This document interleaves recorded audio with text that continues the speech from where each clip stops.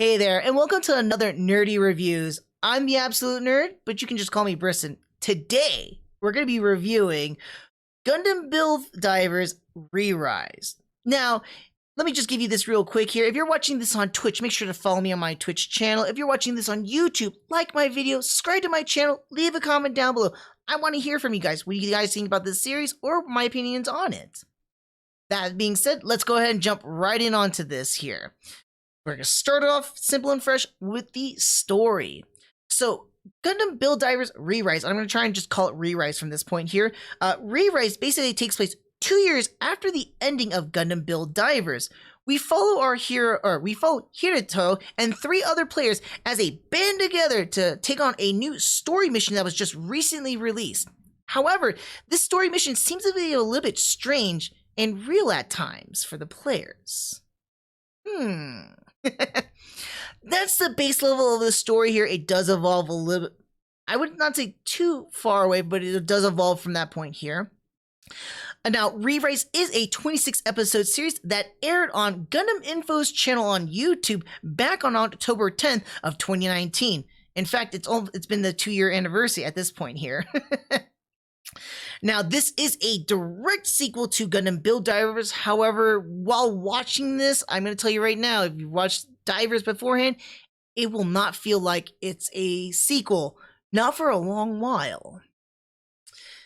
Now, with Re-Rise, this is going to be a little bit of an interesting one, and very similar to what I mentioned in my previous review with Divers as well. We're taking a similar concept here, but it's a different approach.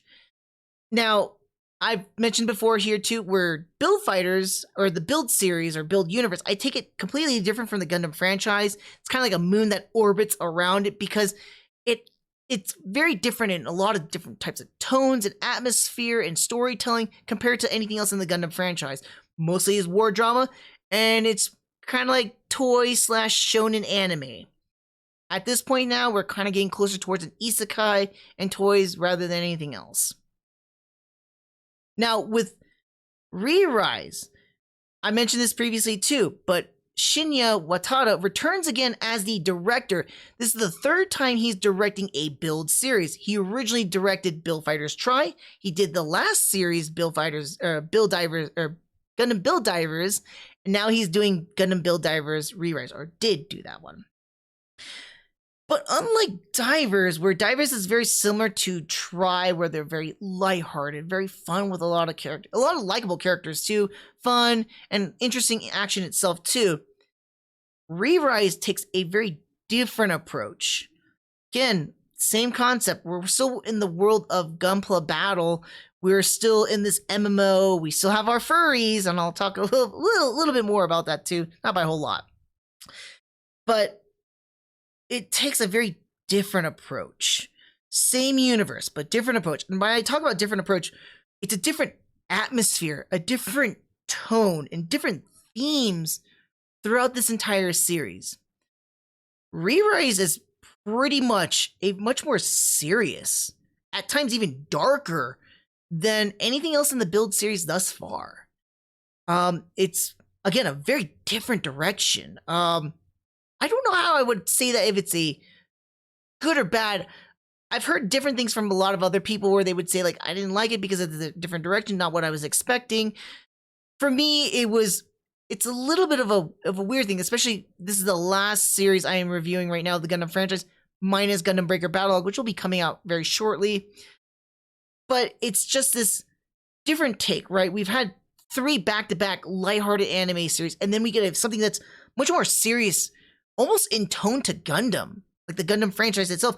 So it gravitizes that moon even closer, almost amalgamating it together. Almost, not quite. So, like I said, much of the themes and the tones are much more serious. And dare I say, a lot of it, too, kind of follows with the core elements of the Gundam franchise. A little bit of a shocker there, too, for a Build Fighter series. Or Build series, I'm sorry. Now, while the other series they have interesting pace, whether it could be a little bit faster or they could be a little bit more toned down and more grounded, especially when we're trying to focus on our characters that we see kind of like in Try and in Divers. Rewrites is a much slower pace, a little bit more methodical in it.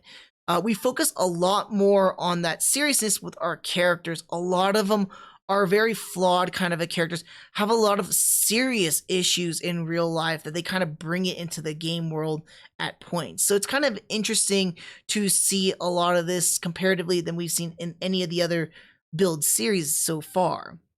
I would say, especially with our cast of characters, we've only got 4 main characters. Previously, like in at least Divers, we had a huge cast that grew just from 3 characters basically from the first episode, and it just grew from that exponentially from that point. Try had a very similar thing, same thing with Fighters, but Re-Rise, we are only really focusing on our 4 characters. They are our band in this entire series. And very much, they're very, like I mentioned already, they're very serious. They have a lot of flaws and a lot of like very personal issues. It feels like this series is very much like a Breakfast Club, or you can even say that these main characters are like the Breakfast Club of Gundam. You got the silent protagonist, right? I'm just gonna throw out silent protagonist because we kind of gotta repeat a silent protagonist. You got the super shy, nerdy kind of a person. You got the brash, noisy, loudmouth, and then you got the troubled, silent protagonist too. But they got 2 different spectrums on that one right there. But they all are so awkward with each other, especially in the very beginning. It's like you don't see them, that this is the most unlikeliest of teams ever, that they would never come together and they would work together to get something done. And it kind of builds it from there. So I thought that was a very interesting approach that this series does. Like I mentioned, again, a lot of it is very slow in tone and pace because we're focusing on our characters. Sometimes we all have an individual episode for these characters and really develop them. Not saying that we're not without action. Action's pretty consistent through this series. I would say it's a little bit less, again, a little bit less of that lightheartedness, a lot less of that shonenness, sans one of our characters. But it's very much a more serious, planned out, because each of these missions, they treat like, well, we can't screw this up. We don't want to mess this up because we want to get the most out of we can out of this mission, like either extra points or freebies and goodies and stuff like that. So we want to kind of like S-rank this. So they will plan ahead and plot what they're going to do for these missions. So I thought that was kind of interesting. With their seriousness too, it really does play pivotal because of what later plays out in the series. Not spoiling anything though. Other than that, some fun things too. Just like any of the, like I mentioned before, kind of like with Divers, but it takes it even much more of a stricter approach. Divers was, right, so with the Build franchise, or Build series, I'm sorry. It's much more like they shove Gunpla into your face. It's more about the product than the story itself in a sense. And it goes from very, very high and goes absolutely low by the time we get to Re-Rise. Yes, Re-Rise does have some focus and some importance towards Gunpla building and Gunpla itself, but that is not the major focus here. They do put it out there, like it's kind of like, hey, take a look at this. It's right here, but you know what? We're going to really focus on our story right here. That's what we're going to focus on. But take a look at it here. Here? Okay, we're going to focus really on here now. That's basically what they do. Gunpla is a minute focus. Yes, they talk a lot about Gunpla or whatnot, but it's more so focusing on the characters and them trying to get over their personal issues, essentially. And also going along with each other, completing the mission. I really attribute this series as the Breakfast Club of Gundam. Aside from that, we do see, like what we mentioned, we saw before with Divers, we get a lot of cameos, right? We got a lot of inferences from like characters from other series, alternative colors, mobile suits or Gundams from previous series. So it got a lot of this homage, a lot of respect towards the Gundam franchise, but it doesn't kind of throw it out there as much. We do get some little bit nice locations as well too, so it's kind of cool. Also, Watada does what he does best from the last series, and that's where's Cola Sour? Or where in the world is Patrick Colasauer? Yes, I'm talking about that character from Gundam 00 if you're not familiar with him. The invincible, the indestructible, the unkillable Patrick Colasauer. He's in every single episode of this 26 episode series. So have fun trying to find him in every single episode. Sometimes he's not really hard to spot. Sometimes he comes by in the most subtle of ways. So I think it's kind of fun watching this series and you're just like, oh, there he is. Just trying to point him out. So that was a fun little thing here. Now, I did mention I'm going to talk about Battlogue here, and this is super short. I don't have a whole lot to talk about Battlogue. I'm just going to give you the absolute gist of this. So there is Gundam Divers Battlogue. Basically, this is a 10-minute long ONA original net animation. Came out right after the conclusion of Gundam Build Divers Re-Rise. This basically is a episode where it features characters from both Divers and Re-Rise as they compete against each other in a one-day battle royale. That's basically it. The fun thing about this series is that we pick characters that we find that they might be similar to each other, or suits that would be similar to each other. That's the most fun out of it. I think my favorite part about that, not really spoiling much because it's only a 10-minute long ONA, is the fight. Finally, we're getting some iron-blooded orphan stuff into the series. Yes, we got some characters that use like parts from it, like the Gujin Rebaked, for an example, and we see a mace in one of the battle logs, but it's not a big thing. This time around, in only this short little fight here, we have actually like the Strike Freedom versus the Gundam Barbados Lupus Rex. So we got the ultimate in physical defense versus the ultimate in beam defense. And this is a absolute beam user and this is an absolute physical user. How would they fight? And I thought it was a very interesting and fun fight to watch. Other than that, I mean, some of the other ones are kind of fun with the characters and stuff like that. Honestly, though, unlike the other Battlogue from Fighters Battlogue, right? This is actually a very skippable ONA. Unless you really want to watch the fights, which are fun, it's skippable. Doesn't add anything really new to the characters that we know about. Doesn't really conclude anything. Not like, again, where I mentioned the Build Fighters Battlogue, because at least with that one, we do get some character completions or completion of a story with Sayori from Fighters, for an example. But here in the Divers Battlogue, it's just purely fighting. Nothing really to add to the characters. I think that when the series ended for Re-Rise, you can just end it off right there. You don't need to watch the Battlogue. But if you want to go for it, I still recommend it if you watch the Re-Rise, at least, or both Divers and Re-Rise, so you can get a little bit more of like some additional fights that are fun to watch. Especially, I really did like the Strike Freedom versus the Lupus Rex. So that's what I got to say about Battlogue. So there's, again, not by a whole lot, but it's just a fun, easy watch, but absolutely skippable, not necessary. That being said, let's go ahead.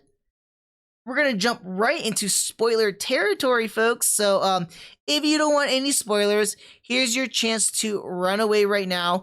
I'm just going to be talking about some spoilers about the series, kind of like overall alongside with the ending, and talking about my favorite suits of this series. So you might want to skip. It might be, last time it wasn't exactly 10 minutes, but I would say just skip ahead 10 minutes or so till you see the banner gone, and it's just all about the, I'm new to the Gundam franchise. Should I watch this series first? That being said, let's go ahead and talk about spoilers. So this is the first thing I want to talk about, is that this is the second time in the Gundam franchise we are dealing with aliens. Technically third, depending on how you want to look at the Vegans in Gundam Age, because I would almost want to consider them Martians, not by a traditional standpoint, but they are kind of Martians. But some people say that, oh, it's a third time. I don't see it that way, because it's humans going to Mars and whatnot in Gundam Age. Sorry, in Gundam Age, humans going to Mars, living there for generations, and then becoming Martian / Vegan. So I don't consider that as aliens. Whereas this is legit, we're dealing with aliens on this different planet. I think it was kind of interesting how in this series, even though we were dealing with video game fantasy, right? Re-Rise turns that fantasy into realism, and they brought fantasy into life, literally. They bring these suits to life through the sands, and they fight on this planet to protect these real furries, not character avatars, but real furries, basically a real alien race. They're not furries, and it's an alien race at this point.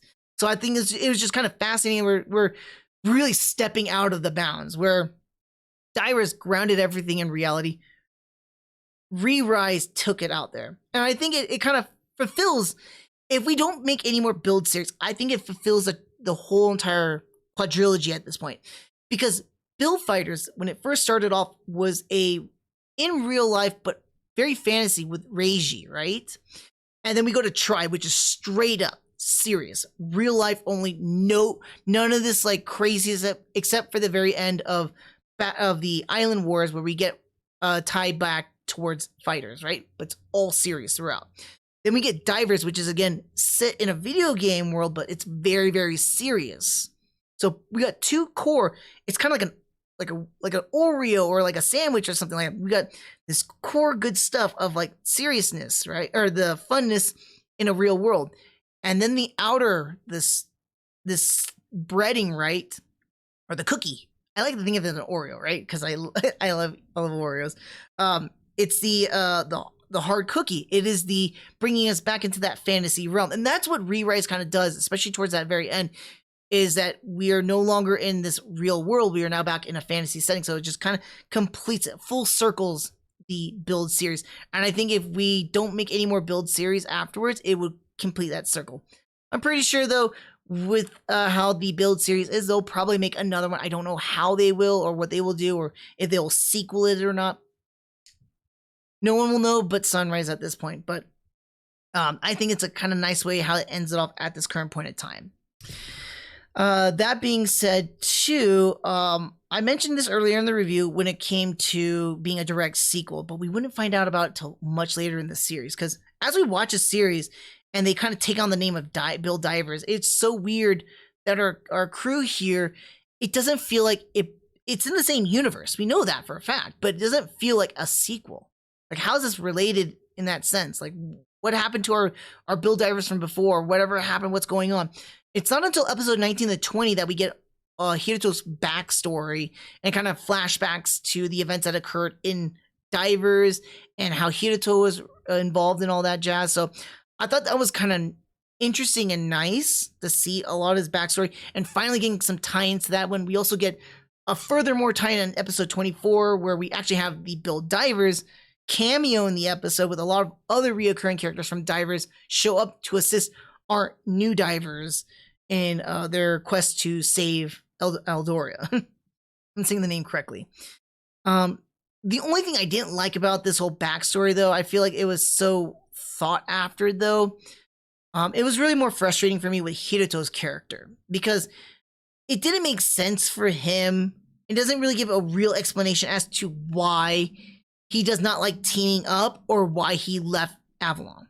Never gave a really full explanation. Yes, contextually, based on the story, we can understand that he was really, really upset and sad about the loss of Eve. Yes, totally get that. Totally understandable. But they don't really dive more beyond that one. They don't explain why he left Avalon after that point. I think maybe maybe he lost the desire to play Gunpla Battle and stuff like that, and that's why he left. But then it didn't explain why he was so much of a loner in the game where he was backing away from everybody else. Where in real life, he's still in friends with other people. So it's very contradictory of Hiruto's character overall. Because the very beginning of the series sets him up to have different reasons of why he's a loner, why he's away from others. And when we finally get his backstory, it just doesn't correlate completely. Yes, we can take the context behind that, but context alone doesn't really explain it. We need to know furthermore why, in my opinion. So I just feel like it was just weak character writing and character. It's an okay character development. I still feel it's weak though, but definitely weak writing in explaining why Hiruto does what he does in this series. It bothered me a lot. It didn't make a lot of sense. And not a good enough reason, at least. Next thing I want to talk about is the whole genre classification. I talked last episode in Divers about how I considered Divers, and I also consider Re-Rise as an isekai. I've had this conversation with some of my friends who are like more in tune with anime than I am, and they go like, well, no, an isekai is a character dying and then reincarnating or getting stuck in a video game. My definition of an isekai, and I'll back it up too, is that regardless, it's basically a character that either gets comatose or for whatever reason is now stuck in this world. Either character or characters stuck in this world. I start this off as simple as going far back for me would be like in Dot Hack Sign with Tsukasa being stuck in the world of the game. So, and then I use other examples as of current day, not too much of a current day at least, but there's Sword Art Online or SAO or Log Horizon. These are examples I use as like, that's an isekai to me. A series about an MMO or character stuck in an MMO, those sort of things, that's an isekai to me. I know isekai's another world, but that is quite literally it. It's another world for these characters to me. So that's how I brand it. That's how I describe as what an isekai is. Now, Divers is really more far off, even though the way my description of it too, a lot of people would probably disagree with me and say like, it's not an isekai, it's far from that. I can argue furthermore though with Re-Rise though, it's much closer to an isekai, especially with, am I saying his name? Misaki's character. So Misaki is a character who uses a Seltsum Gundam who gets comatose because Alzum basically drags him into their world, and his soul is not exactly stuck in a video game, but in another world. So it gets really kind of crazy there, like with this description. I thought that was kind of interesting, and that's a very good example of an isekai. It's not quite literally another world in a video game, but in another world. So if anyone's going to argue, well, it's a character who dies, or I'm like, the wording of isekai is another world, translated from Japanese, another world. This is a character who is not only going into another world in a video game, but into an actual another world out there in space. And I was like, that's crazy. That's some meta stuff right there. I just wanted to point that out. I thought that was some interesting stuff, some crazy stuff, some funny things to point out. Other than that, let's go ahead and begin with our next little part right here. And that is the segment of my favorite suits of this series here. Now, if you're not familiar with this segment here, with every new introduction or new Gundam series that's introduced into the Gundam franchise, we get a whole new slew of suits, Gundams, redesigns, battleships, those sort of things. I've mentioned before with the other previous Gundam, or the build series though, a lot of the build series doesn't actually introduce us to new Gundams or mobile suits or battleships or anything like that. What it does though is introduce us to a lot of redesigns. So a lot of the suits here are a lot of redesigns. We do get some original suits in this series though. So unlike the other series, the Diver series, we get a lot more original suits here too, I feel. I can't really pinpoint where some of these come from too. So that's kind of nice. But I wanted to talk about some of my favorite suits here. So let's just go ahead and jump right into it. But we do get quite a bit. Unlike Divers, where we only have like a very short list, right? This was expanded furthermore. I think it's just also because we added in a lot of characters or a lot of suits from the previous series. Anyways, I want to start us off with the Valkylander. I know it looks really goofy and weird in its true form or its Gundam form. That's why it made me sad when I tried to do this and it didn't pull it up, but it had the other version of it here. But this is the Valkylander. This is the first time when we see the Valkylander. Let me try and scroll them up a little bit for you guys here. Oh no, there we go. Trying to get them a good view for you guys here. Whatever. But yeah, that's the Valkylander right here. I'm gonna point up here. I keep pointing the Valkylander. I really like a lot of its designs. I love dragons, so I'm like, I love this dragon-esque look to it, and then it can transform. Another cool thing that I like too, into the actual form it's supposed to have. Sorry. Woo. Apologize for that, but it transforms into its actual form right here. So I really like the Valkylander. It's just overall looks and appeal. It doesn't really stand out as a very formidable suit though. That's where we kind of jump across and we get to my next one here, which is the X-Valkylander. X-Valkylander actually can put up a bit of a fight. It actually has some really, really strong capabilities behind it. It's a little bit cooler looking than the first form, but I also love the Saint Dragon Charger form, or the X Gundragon mode. It looks like a traditional Chinese, like almost like a Chinese dragon kind of look. Also, taking designs from, I forgot the name of that. Oh my lord! If I can remember his name, it shows his name at all.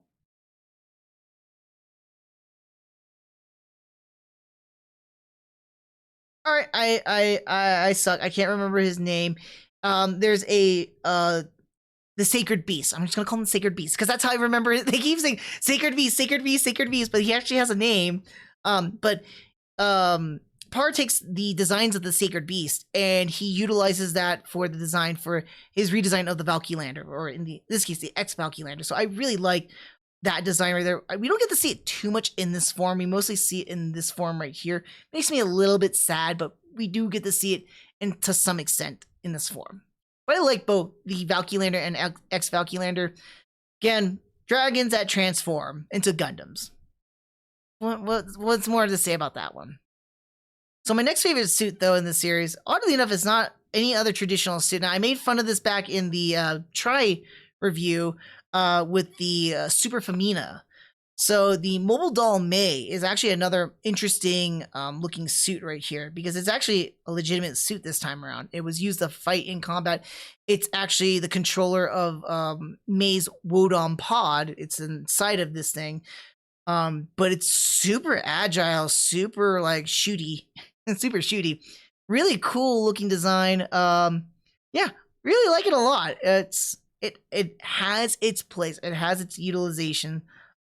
Yeah, not oddly enough, but it looks almost exactly like May if she was just turned into a Gundam, basically. Sans that her hair is not black, which is kind of weird. I thought that like if they made her already look just like her character, like everything else looks almost like her character minus the hair. Like I'm surprised they just didn't turn that black. I thought these dolls are supposed to be like the inference of what they are, their digital selves, right? But then again, this is in the world itself, not in the real world, in the digital world of Gunpla Battle. So there's that. Now, my next one, this was really hard for me to pick because I like both forms in utility and the appeal of them. So it was really hard and it's a little bit of a tie. Right now, the way I have it set up, I think is how I like them. My second one, or first one, however you want to look at this, is how's it going, guys? And Zappa, what's up? Oh, I just realized, like, so I see like couple of ones. I'm sorry, I didn't see you, Zappa. Thank you for reminding me of Calderon. I appreciate that. I absolutely forgot about that because, like, in all honesty, I haven't watched this series in about 3 weeks now.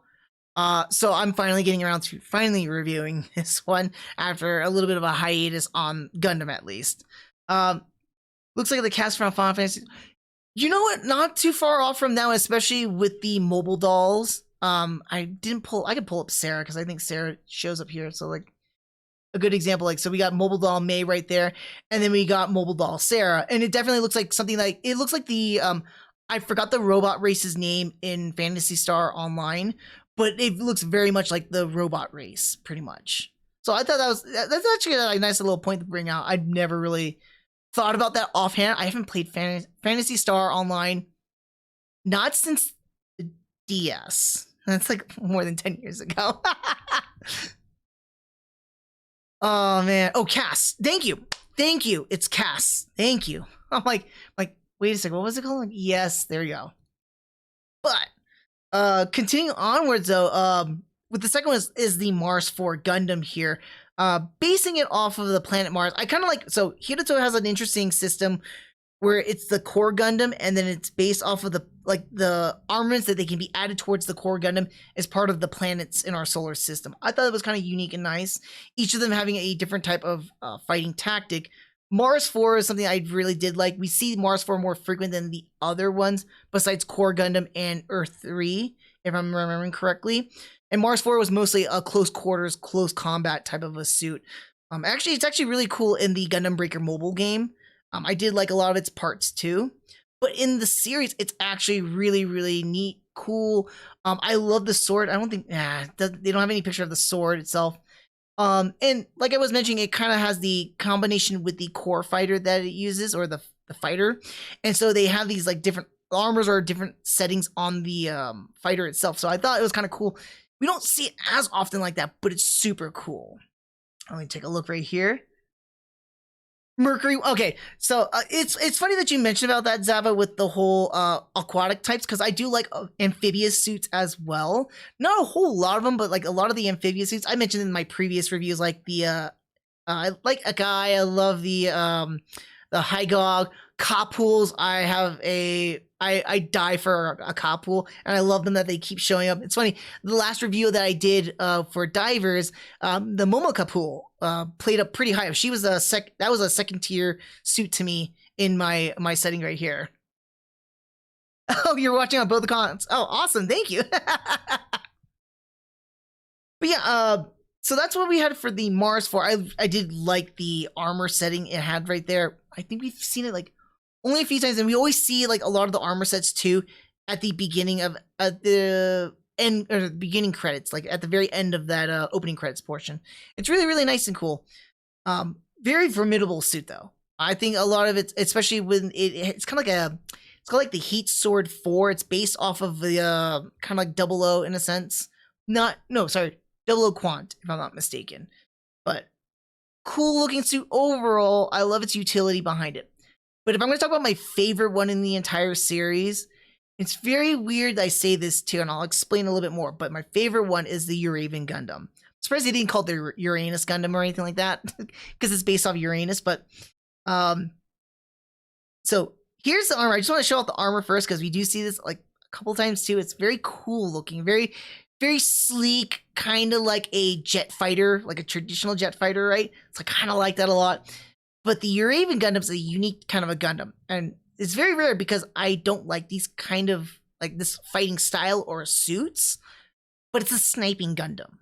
Now, it's not uncommon that we have a sniping Gundam. I mean, the closest one we have is the Cheridum and the Dynamis from 00, but with snipers though, they're just not. I don't like snipers in general, be it in video games or in the context of fighting itself. I think it's just cheapy D. But in the context of a fight, you need to do what you need to do to win, right? So with a sniper though, this suit was really, really strong. This was, if I'm not mistaken, it was Hirato's best suit, and he had to pop it back out because he had a lot of personal issues with this suit because of what had happened and what had transpired previously in the series itself. Again, it doesn't show anything. It does have a really cool looking rifle though, and the sniper fight in that episode between him and Alnus was very much it reminded me like Enemy at the Gates, the movie Enemy at the Gates. So that's what it reminded me of, and I thought it was really, really cool. I think that kind of influenced me why I liked about it, but I also like just how it looks overall itself too. Kind of makes me think kind of like a powered up GM almost, very similar to Gundam Alex 2, where we kind of got these like bulky parts, and it looks like it is exactly that. It's additional armor basically, but these bigger, bulkier parts, and you can kind of see a somewhat of a smaller frame. Just an overall neat looking design.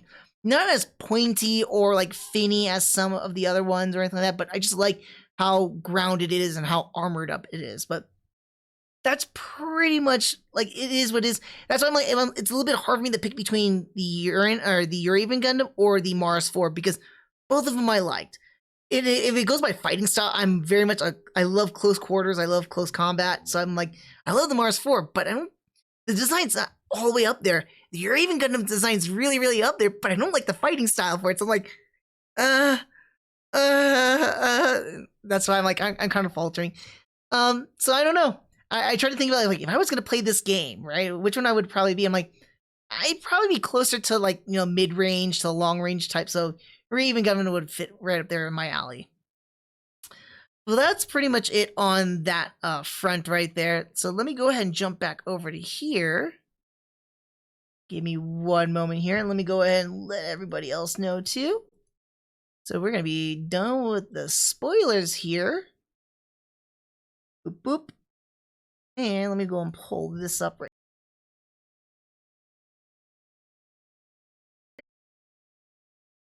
Alrighty then, so hopefully everyone is coming back from the spoiler section or jumped on ahead, whichever it would be. But let's go ahead and begin with our next segment here, which is I'm new to the Gundam franchise. Should I watch this series first? This is going to be the weirdest one because so far, the Build series has been a home run hit 3 times in a row. This is the first time I'm going to say no. And it's the exact opposite reasons I've been mentioning in previous reviews. Now, normally with all the other reviews, I had been saying, well, it's yes, even though it's different from the Gundam franchise. Here's my thing. Okay, so no, do not watch Gundam Build Divers Re-Rise as your first series. First and foremost, this is a direct sequel from Build Divers. There's a lot of things that I could potentially spoil to that series, alongside with there's things that had happened in Divers that explain certain things that happened in Re-Rise as well. So it's kind of imperative for you to watch Divers first, and watching Re-Rise wouldn't be a good dive in first. Additionally, into that one too, it kind of goes back with my previous ones too. It's just like how I mentioned where the Build series is like a moon compared to the Gundam franchise, which is the planet itself, and it just orbits around there. Now, on the other series or other Build series, they orbit around there. This one's a little bit more closer, though, towards the planet, though. Almost can crater into it. Because, again, it does have a lot of the core elements of the Gundam franchise. So, kind of fascinating that this one's different from anything else in the Build series thus far, and relates a little bit further. I do say, though, alongside with that, it is much more easier to accessible. It is on Gundam Info's YouTube channel. That's how I watched this series. It is not out on Blu-ray just yet, so I am still waiting for that to come out, and I will be purchasing a copy myself. But this is super easily accessible. You can just jump from this channel and watch on Gundam Info's YouTube channel. Lastly, too, and it's another negative, is that just like everything else in the Build series, this one is while it has much more serious storyline and more darker tones, it kind of gets closer to the original, like to the Gundam franchise itself. It does not set the appropriate expectations of watching a actual Gundam series. So if you do watch this one later on, don't expect watching what you're watching here to be the exact same thing you're going to watch, like watching anything else in the Gundam franchise, be it 8th MS Team, the original Gundam, Zeta Gundam, Iron-Blooded Orphans, so forth. So don't expect the exact same thing, because it's not going to be the same. But that's pretty much what I gotta say on that one. But yeah, definitely don't watch this as your first series. You're better off either watching Divers or anything else in the Build series so far, if you want to start off with Build, or, of course, jumping into the Gundam franchise itself and just picking something that's more of a grounded or leveled off series. Now, as for an overall, Re-Rise does take a very different approach from anything that we've seen or been familiar with the Build series thus far, and its predecessor, Divers. Rather than being a very lighthearted and fun series, this one takes a much more serious approach with the most unlikely of characters to team up. The action is much more deliberate, and the series does adhere to many of the core elements of the Gundam franchise. I did find this series to be rather enjoyable, but I don't recommend this unless you have watched Divers beforehand. So definitely don't watch the series until you watch Divers. Otherwise, you're not going to get the full fulfillment and enjoyment of this series. That being said, Gundam Build Divers Re-Rise gets a solid re-risen 4 out of 5. I know, Briston, you're giving this another 4 out of 5 too. What gives? You said it was a different series and all that. Yeah, it's a different series, but it's a welcoming difference in a sense. It's kind of weird. And I love a lot of the character development. I'm huge on character development, so I love watching our characters develop. These really, some of them were unlikable to me, but they redeemed themselves throughout the entire series. So I really like that a lot. The fights were definitely enjoyable, a lot more serious and intense in tone comparative to Divers. But yeah, definitely, this is something I do recommend to watch. Just make sure to watch Divers first before diving into this series. Now, if you haven't already, make sure, if you're watching this on Twitch, make sure to follow me on my Twitch channel. If you're watching this on YouTube, make sure to like the video, subscribe to my channel, leave a comment down below. I want to hear from you guys. What do you guys think about this series? What do you guys think about my opinion? Did you agree with me? Did you disagree with me? Did you not care for it all? I want to hear from you guys, so let me know. Leave a comment down below. And this is it for the Gundam franchise right now until Battlogue, which will be coming out in a few days. So who knows, I might be reviewing that very shortly. But until the next review, I will see you guys next time. Take care.